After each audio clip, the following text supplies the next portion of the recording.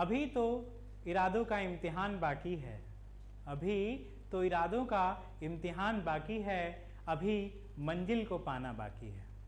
अभी तो इरादों का इम्तिहान बाकी है, अभी तो मंजिल को पाना बाकी है। अभी तौली है मुट्ठी भर मिट्टी, अभी तौलना आसमान बाकी है, आसमान बाकी है।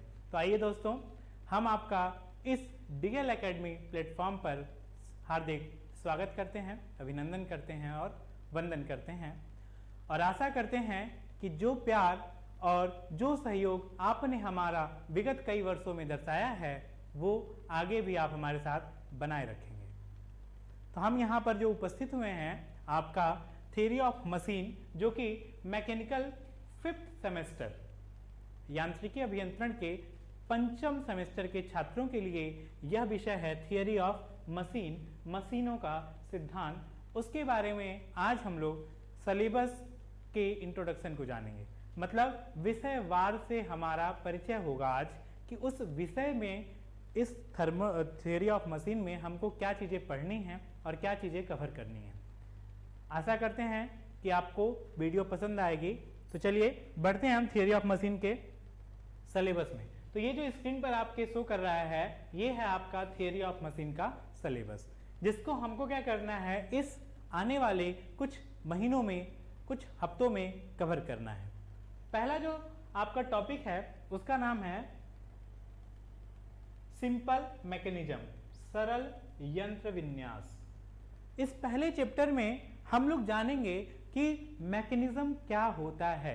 अभी तक आप 1st semester, 2nd semester, 3rd semester और 4th सेमेस्टर पास कर चुके हैं अच्छे से, काफ़ी चीज़ें आपको सीखने को मिल गई होंगी। अगर बाई चांस आपको वो चीज़ें नहीं मिल पाई हैं जिससे आप अनजान रह गए हैं, जैसे कोविड की वजह से कुछ लोग मैकेनिक्स, कुछ लोग हाइड्रोलिक्स या मॉस, मैकेनिक्स ऑफ सॉलिड, इन सब चीज़ों से जो कि आपके विगत वर्षों में जो फर्स्ट ईयर और सेकेंड ईयर के बुक्स हैं उसके बारे में अध्ययन नहीं कर पाए हैं, तो उससे भी रिलेटेड वीडियो आपको इस प्लेटफॉर्म पे अवेलेबल मिल जाएंगे। आप वहाँ से उन चीज़ों को ले सकते हैं, उसके बारे में जानकारी ले सकते हैं। तो यहाँ पर जो ये सरल यंत्र विन्यास है, इस यंत्र विन्यास का संबंध है मशीन से। मशीन क्या होती है? तो मशीन हमको पता है कि किसी भी प्रकार की उपलब्ध ऊर्जा को कार्य में बदलती है। मशीन क्या होती है? अवेलेबल एनर्जी को किसी भी कार्य में, वर्क के लिए, हमारे कार्य को और सहज और सरल बनाने के लिए मशीन का इजाद किया गया। तो उस मशीन का जो मूलभूत रूप है, क्या सिद्धांत है, what is the working principle of machine, किस पर वो काम करती है, उसके बारे में हम लोग जानेंगे इस पहले चैप्टर में। यहां से शुरुआत करेंगे हम इस सरल यंत्र विन्यास से, जहां जानेंगे कि ये जो मशीन है वो कई सारे एलिमेंट से मिलकर के बनी है, कई सारे अवयवों से मिलकर के बनी है, और उन्हीं अवयवों के संयोजन को हम कहते हैं यंत्र विन्यास। चूंकि आप डिप्लोमा के स्टूडेंट हैं, इसलिए आपको उतनी बृहद जानकारी नहीं पढ़नी है, इसलिए इसका नाम रखा गया केवल सिंपल मैकेनिज्म। जो सरल यंत्र विन्यास हैं, जो आपको उसके बारे में थोड़ी बहुत जानकारी देंगे कि मशीन की वर्किंग कैसे होती है, वो जानेंगे हम इस चैप्टर में, सरल यंत्र विन्यास। नेक्स्ट चैप्टर है आपका काइनेमेटिक्स एनालिसिस एंड सिंथेसिस, शुद्ध गतिकी विश्लेषण तथा संश्लेषण। ठीक है, तो यहां पर जैसा कि नाम से स्पष्ट है, शुद्ध गतिक। शुद्ध गतिक मतलब प्योर रूप से गति की बात, शुद्ध रूप से हम केवल और केवल गति की बात करेंगे। आपको मैकेनिक्स में, आपके 2nd सेमेस्टर में मैकेनिक्स नाम का एक सब्जेक्ट है, उसमें बताया गया होगा कि ये जो मशीनों का अध्ययन करते हैं या फिर मैकेनिकल के अंदर जो हम अध्ययन करते हैं उसको 2 प्रकार से बांटा गया है, एक स्टैटिक्स, दूसरा डायनेमिक्स। मतलब एक स्थिर अवस्था में जो अवयव हैं उनकी बात, और दूसरा जो गति अवस्था में अवयव हैं उनकी बात। तो इन बातों को अलग अलग जोन में बांटा गया है। तो उसी जोन की एक शाखा है शुद्ध गतिकी, जहां पर केवल और केवल हम अवयवों की गति की बात करेंगे कि उनमें किस प्रकार की गति हो रही है। टाइप्स ऑफ मोशन आप जानते ही होंगे, इंटरमीडिएट में, हाई स्कूल में आपको ये सब चीजें बताई गई होंगी। उन सब चीजों को भी हम लोग डिस्कस करेंगे यहाँ पर, ठीक है। वो सब चीजें रिवाइज करके हम लोग आगे चलेंगे। ताकि कोई दिक्कत परेशानी आपको ना हो। तो यहां पर हम किसकी बात करेंगे? शुद्ध रूप से गति की। मतलब यहां जो हम ये मैकेनिज्म पढ़ेंगे, जो भी यहां पर हम मैकेनिज्म अपनी बात करेंगे, जो पढ़ेंगे, उसकी गति, जो अंग हैं, जो एलिमेंट हैं जिनसे मिलकर के हमारा मैकेनिज्म बन रहा है, उसमें जो होने वाली गति है, उस गति की बात इस दूसरे चैप्टर में की जाएगी, जहां पर हम विश्लेषण करेंगे, मतलब चीजों को एनालाइज करेंगे। पहले एनालाइज करेंगे, मानेंगे कि ये ऐसा होता है, तो वो एनालिसिस कहते हैं उसको, तो वो हम करेंगे एनालिसिस, और उसके बाद आएगी सिंथेसिस, उसका विश्लेषण करना, तो उसको विश्लेषित रूप से यहां पर पढ़ा जाएगा। तो ये था हमारा भाई पहला चैप्टर और ये हमारा दूसरा चैप्टर। तीसरा चैप्टर क्या है? This is the dynamics of machine, मतलब मशीनों की गतिकी। यहां पर क्या था? शुद्ध गतिकी, मतलब प्योर रूप से मोशन की बात कर रहे थे। Next chapter is dynamics of machine. इसका मतलब है कि हम मशीनों की जो गति हो रही है उसकी बात करेंगे। तो मैंने जैसा अभी आपको पीछे बताया कि जो मैकेनिक्स था उसको दो पार्ट में डिवाइड किया गया, एक statics and next one dynamics. अब डायनेमिक्स को भी दो पार्ट में डिवाइड किया गया है, ठीक है। उसको बांटा गया है आपका एक काइनेमेटिक और दूसरा होता है काइनेटिक्स। तो यहां पर हम डायनेमिक्स का मतलब होता है कि उस गति के कॉज, मतलब वो जो गति हो रही है ना, जब भी कोई मोशन होता है वो बिना किसी बाह्य बल के नहीं होता, क्योंकि आपको पढ़ाया गया है इंटरमीडिएट में, हाई स्कूल में, लॉ ऑफ इनर्शिया, जड़त्व का नियम। क्या कहता है वो? कि कोई बॉडी यदि स्थिर अवस्था में है तो वो स्थिर अवस्था में ही रहेगी, गतिक अवस्था में है तो वो गति की अवस्था में ही रहेगी, जब तक उस पर कोई एक्सटर्नल फोर्स अप्लाइड ना किया जाए। जैसे आप ही हैं, आपके दोस्त हैं, जब तक वो आपको एक्सटर्नली पुश नहीं करेंगे कहीं जाने के लिए, आने के लिए, तब तक आप क्या करते हैं? उसी कमरे में इंडिविजुअल रूप से चिल मारते रहते हैं, ईयरफोन लगा करके मस्त अपना आनंद जीवन व्यतीत करते रहते हैं। लेकिन वो क्या है? चलो यार थोड़ा सा घूम आते हैं, थोड़ा सा टहल आते हैं। तो वो क्या है? वो एक एक्सटर्नल फोर्स है जो आपको उस जड़ अवस्था से, जो आप ईयरफोन लगा के पड़े हैं बिस्तर पे, उस जड़ अवस्था से चेतन की अवस्था में ले जाने का काम करते हैं, मतलब गति की अवस्था में ले जाने का कार्य। तो उसी तरह से मशीन भी है, सब बॉडी जड़त्व का दिखाते हैं। तो मशीन में जो मोशन हो रहा है, ये जो गति हो रही है, वो गति किस वजह से हो रही है उसको हम जानेंगे डायनामिक्स ऑफ मशीन में। और इसी चैप्टर में एक टॉपिक है जायरोस्कोप। जायरोस्कोप के बारे में जानेंगे। जायरोस्कोप क्या होता है, बस बेसिक्स आइडिया हम आपको दे देते हैं, क्योंकि आज जो है हम सिलेबस से सिर्फ रूबरू हो रहे हैं कि हमको सिलेबस में चीजें कवर क्या करनी है। तो जो जायरोस्कोप है, इस जायरोस्कोप में हम, जो आप गेमिंग ऐप होते हैं ना, गेमिंग ऐप, या जो हम गेम खेलते हैं, तो उसमें मोबाइल को टिल्ट करेंगे तो चीजें टिल्ट होती हैं, बदलती हैं, ठीक है। तो वही होता है जायरोस्कोप। आजकल ज्यादातर गेमिंग एप्लीकेशन में जायरोस्कोप का यूज किया जा रहा है। तो इसके बारे में हमको बेसिक आइडिया मिलेगा यहाँ पर कि जायरोस्कोप क्या होता है, जायरोस्कोपिक इफेक्ट क्या होता है। जैसे आपने देखा होगा लट्टू, बचपन में लट्टू नचाया होगा, अभी भी नचाते होंगे। तो वो जो लट्टू हम नचाते हैं तो उसमें देखते हैं कि लट्टू अपने उस किल पर, वो जो नेल लगी रहती है, उस किल पर घूमने के साथ साथ किसी भी दिशा में कहीं पर भी जाने के लिए क्या होता है? फ्री होता है, स्वतंत्र होता है। तो उस मोशन को हम क्या बोलते हैं? Gyroscopic motion. इसके बारे में और भी डिटेल से जानेंगे इस चैप्टर नंबर 3 में। अगला जो चैप्टर है ये आपके लिए थोड़ा नया है, क्योंकि यहां पर जो चीजें मिलेंगी इसके बारे में आपको अभी तक मतलब थोड़ी बहुत जानकारी होगी, उतनी नहीं होगी, क्योंकि वो जो सिलेबस नया बीटी यूपी का आया है उसके रिगार्डिंग कुछ चीजें चेंज हुई हैं। तो पावर ट्रांसमिशन में, पावर ट्रांसमिशन का मतलब है शक्ति को एक स्थान से दूसरे स्थान तक ले जाना। शक्ति को एक स्थान से दूसरे स्थान तक हम किस तरह से ले जाएंगे, तो वो हम जानेंगे यहाँ पर शक्ति संचरण में। मतलब एक जगह शक्ति मिल रही है, एक जगह पावर हमको मिल रही है, उसको एक स्थान से दूसरे स्थान तक ले जाना है। तो क्या मेथड हो सकते हैं? तो उसके लिए आपको बेल्ट ड्राइव, जो पट्टा पुल्ली चालन देखा है आपने, चेन ड्राइव, जो बाइक्स वगैरह में चेन लगी होती हैं, उसमें क्या होता है? पीछे वाले व्हील पे मोशन आता है और उसी मोशन को हम आगे वाले व्हील पे ट्रांसफर करते हैं। तो इंजन से उस व्हील पर ले जाने के लिए हम किसका यूज कर रहे हैं? चेन का। तो चेन ड्राइव हो गया। साथ ही साथ कुछ मशीनें हैं जिनमें हम गियर लगाते हैं, तो वो गियर एक गियर से दूसरे गियर पर शक्ति को ले जाना, तो उन सब चीजों के बारे में हम लोग जानेंगे यहाँ पर पावर ट्रांसमिशन के बारे में। ठीक है, तो यहाँ हो गया बेल्ट ड्राइव, रोप ड्राइव और गियर ड्राइव, तो इसको हम जानेंगे पावर ट्रांसमिशन में। नेक्स्ट है हमारा फ्लाई व्हील, गतिपाल पहिया। अब आपको गतिपाल पहिया के लिए थोड़ा सा हम पीछे की क्लास में ले जाएंगे। थर्ड सेमेस्टर में एक बुक है थर्मल इंजीनियरिंग, जहां पर एक चैप्टर है आईसी इंजन, अंतः दहन इंजन। उस चैप्टर में आपने पढ़ा है कि जो इंजन होता है उसके टोटल 4 वर्किंग स्ट्रोक होते हैं। 4 स्ट्रोक होते हैं। एक होता है हमारा सक्शन, चूषण स्ट्रोक, दूसरा कंप्रेशन, संपीड़न स्ट्रोक, तीसरा होता है एक्सपेंशन या पावर स्ट्रोक, मतलब उसमें क्या होंगी चीजें, एक्सपेंड होंगी या फिर पावर स्ट्रोक वो जनरेट होता है, और लास्ट होता है हमारा एग्जॉस्ट स्ट्रोक। तो ये जो 4 स्ट्रोक हैं, इन चारों स्ट्रोक में जो हमको पावर मिलता है वो तीसरे में मिलता है। यानी पहले में पावर क्या होगा, कम होगा, दूसरे में भी कम होगा, तीसरे में हमको क्या मिलेगा, बहुत ज्यादा मात्रा में पावर मिल गया।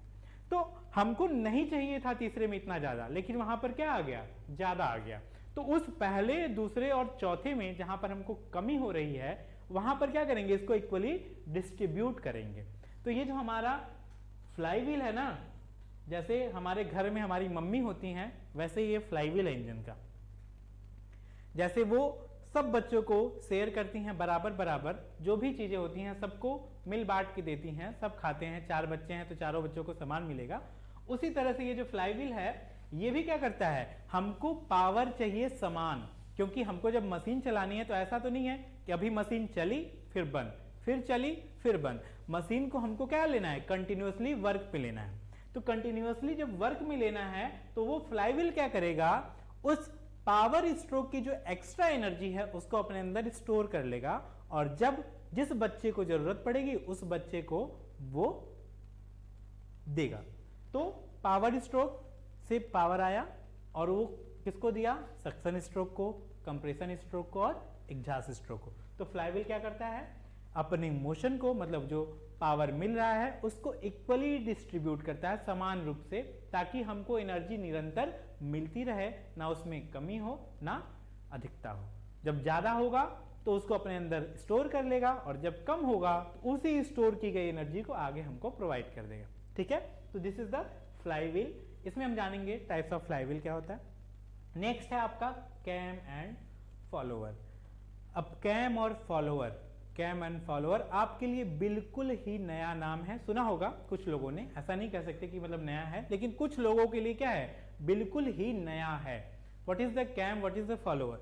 तो कैम का मतलब होता है एक ऐसा अवयव जिसका आकार जो होता है वो इस तरह का कुछ होता है। मतलब एक साइड अगर हम सर्किल बनाएं तो दिस इज द सर्किल, ये बेस है, ये सर्किल है, लेकिन इसको क्या किया है, हल्का सा ऊपर उठा के बनाया है, ये हो गया कैम। अब इसको जो फॉलो करने वाली यूनिट होती है, मतलब जो इसको अनुसरित करेगी, जो इसका आचरण करेगी, अनुसरण करेगी, इसको हम बोलते हैं फॉलोअर। जब ये मूव करेगा ना तो ये भी क्या होगा, उसी के हिसाब से, उसी के अकॉर्डिंग मूव करेगा। तो इस कैम और फॉलोअर की जानकारी हम लेंगे कहाँ, इस कैम तथा अनुगामी में। अनुगामी मतलब पीछे पीछे चलने वाला। जैसे होते हैं ना कुछ लोग का कि वो फलाने का लड़का ये हो गया तो चलो हम भी लड़के को अपना जेई की तैयारी कराते हैं, वो भी जेई बन जाएगा। तो उसकी मेहनत देखिए, उसकी लगन देखिए, आप उसका अनुसरण करने लायक हैं कि नहीं वो देखिए, उसके बाद उसका अनुसरण करिए। तो कैम को फॉलोअर के अनुसरण करने लायक बनाया जाता है, ताकि फॉलोअर जब उसको अनुसरित करे तो उस काम की पूर्ति करे जिस उद्देश्य के लिए उसको बनाया गया है। तो जिस दिन आप अपना उद्देश्य जान जाएंगे उस दिन अच्छे लोगों का अनुसरण करेंगे और आप अपने उद्देश्य की पूर्ति जरूर करेंगे। ठीक है, अगला जो चैप्टर है वो हमारा है 7वां चैप्टर, जिसका नाम है बैलेंसिंग या संतुलन, जो कि आज के समय में बहुत ही जरूरी है। मशीनों के लिए ही नहीं, आपके लिए भी बैलेंसिंग उतनी ही जरूरी है जितना किसी भी अंग के लिए जरूरी। ये तो निर्जीव चीजें हैं, इनको हम बैलेंस कर सकते हैं, लेकिन अपने लाइफ का अगर संतुलन बिगड़ा तो उसको संतुलित करके रखना और उसको व्यवस्थित ढंग से सुचारू रूप से आगे बनाए रखना बड़ा ही जटिल काम है। आज के परिवेश में जो हमारे चारों तरफ जो परिवेश है, जो माहौल है, जो लोग हैं, वो आपको हर समय क्या करते रहते हैं, हर समय पिन करते रहते हैं, हर समय पिन करते रहते हैं कि आप अभी ये कर रहे हैं, आप अभी ये कर रहे हैं, आपका डिप्लोमा कंप्लीट हो गया, आपको नौकरी नहीं मिली, आप इंटरमीडिएट के बाद ये कर रहे हैं, वो कर रहे हैं। तो उस सब चीज़ों से, उन सब सिचुएशन से, ये जो समाज है ना, उस समाज से जो लगने वाले एक्सटर्नल फोर्स हैं, उन सबको हमको किस तरह से बैलेंस करके अपने आप को स्टेबल बनाए रखना है, वो बेहद जरूरी है। तो इस चीज पे ध्यान रखिएगा। आइए चलते हैं हम लोग टॉपिक पे। ये जो बैलेंसिंग चैप्टर है, यहां पर हम जानेंगे मशीन की बैलेंसिंग। तो आप कहेंगे कि ये चीज तो पढ़ चुके हैं हम लोग मैकेनिक्स में। तो मैकेनिक्स में जो आप पढ़े थे बैलेंसिंग, वो थी स्टैटिक बैलेंसिंग, मतलब स्थिर अवस्था में कोई बॉडी है तो उसको किस तरह से बैलेंस करना है वो हम करते थे। और वहां पर दो रूल थे, एक सिग्मा F बराबर 0 और दूसरा था सिग्मा M बराबर 0। मतलब उस मशीन पर जो लग रहे थे फोर्स, उन सभी फोर्स को यदि हम ऐड करें और रिजल्टेंट फोर्स क्या आ जाए, 0, मतलब परिणामी बल क्या हो जाए, 0 हो जाए। सभी बलों का बीजगणितीय योग क्या हो जाए, 0 हो जाए, तो वो हो गया हमारा स्टैटिक बैलेंसिंग। ठीक है। अब उसके बाद ये जो हमारा सिग्मा M बराबर 0 है, तो उसमें जब हम बल लगाएंगे, उस पर आघूर्ण लगाएंगे, तो वहां क्या होता है, मोशन की वजह से उसमें आएगा बल आघूर्ण, विस्थापित करेंगे तो वहां पर सभी लगने वाले बल आघूर्णों का बीजगणितीय योग भी क्या होता है, 0 होता है। तो ये चीज हम कहां पढ़ चुके हैं, आपकी पिछली कक्षाओं में, जो कि मैकेनिक्स के सब्जेक्ट में था। तो ये जो बैलेंसिंग, अगर फिर से हम रिपीट कर रहे हैं, अगर आप मैकेनिक्स, मास, हाइड्रोलिक्स ये सब चीजें नहीं पढ़े हैं, मटेरियल साइंस, ये सब चीजें आपसे अगर छूती रह गई हैं, तो आपको इस प्लेटफॉर्म पर, इस डीएल एकेडमी पर वो सारी चीजें उपलब्ध रहेंगी। तो आप उसको देखें, आप उसको पढ़ें, क्योंकि वो आपके आगे के लिए बेहद ही जरूरी है। तो आते हैं बैलेंसिंग पर। तो यहाँ पर स्टैटिक बैलेंसिंग की बात, जैसा कि मैंने पहले बताया, स्टैटिक बैलेंसिंग हम कर चुके हैं। अभी यहाँ पर हम बात करेंगे केवल और केवल डायनामिक ऑफ मशीन जो है, यहाँ पे जो पढ़ेंगे मशीनों की गति। तो उस मशीनों में यदि अनबैलेंस फोर्स है गति के दौरान, तो उसको किस तरह से बैलेंस करना है वो जानेंगे। कॉन्सेप्ट उसका वही रहेगा जो हम मैकेनिक्स में यूज किए थे। यहां पर चीजें बदल जाएंगी। जो गति हो रही थी, जो स्टेबल मतलब स्थिर कंडीशन में था, स्टैटिक कंडीशन में था, वो अभी अब क्या हो जाएगा, डायनामिक। क्योंकि जैसे जैसे आप लेवल अप होता है ना, वैसे वैसे जिंदगी की परीक्षाएं भी क्या होती हैं, कठिन होती चली जाती हैं। तो हम उन परीक्षाओं को सफल करते हुए यहाँ पर अब स्थिर अवस्था में तो बैलेंस हो गए, अब गति की अवस्था में आप, आज का परिवेश क्या है, दौड़ रहे हैं। इस दौड़ भरी जिंदगी में अपने आप को कैसे स्टेबल करना है वो आपको सीखना बहुत जरूरी है। तो उसी तरह से हम मशीनों को, जब वो मशीनें चल रही हैं, तो उस चलने के दौरान अगर कोई अनबैलेंस फोर्स आ गया तो उसका निजात हम कैसे करेंगे वो जानेंगे इस 7th चैप्टर में, जिसका नाम है बैलेंसिंग। और अंततोगत्वा लास्ट जो चैप्टर रहेगा वो रहेगा कंपन। यदि आप बैलेंस नहीं कर पाए तो फिर क्या आएगा, आपके जीवन में एक ऐसा कंपन आएगा जो आपको ऊपर से नीचे तक हिला करके रख देगा। तो मशीनों की बैलेंसिंग जानने के बाद हम जानेंगे, अगर किसी कॉज से, किसी भी कारण से अनबैलेंस फोर्स रह गया, असंतुलित बल रह गया, तो बैलेंसिंग, हम यहाँ बैलेंसिंग अगर छूट गया तो कंपन में उसको जानेंगे। तो आइए देखते हैं कि वाइब्रेशन में क्या करना है। तो जैसा कि मैंने बताया कि यदि बैलेंस फोर्स, कोई भी एक ऐसा फोर्स जो अनबैलेंस रह गया, असंतुलित रह गया, तो वो कंपन जरूर लाएगा, चाहे वो आपका जीवन हो या फिर आपका मशीन। तो मशीन में यदि अनबैलेंस फोर्स रह जाता है, तो जिस पर्पज के लिए या जिस वर्क हेतु हमने इस मशीन को डिजाइन किया, यहां से जो चीजें स्टार्ट की, वो लास्ट में आकर के क्या हो जाएंगी, सब धराशाही हो जाएंगी। तो उसको किस तरह से कम करना है, किस तरह से उसका उद्गम हुआ वो जानते हुए किस तरह से उसको हम निजात पाएंगे, वो चीजें हम जानेंगे इस कंपन में। आप विगत कक्षाओं में, इंटरमीडिएट में एक चैप्टर में जो सिंपल हार्मोनिक मोशन है, वहीं पर एक वेव ऑप्टिक्स साथ में आता है, तरंग गति।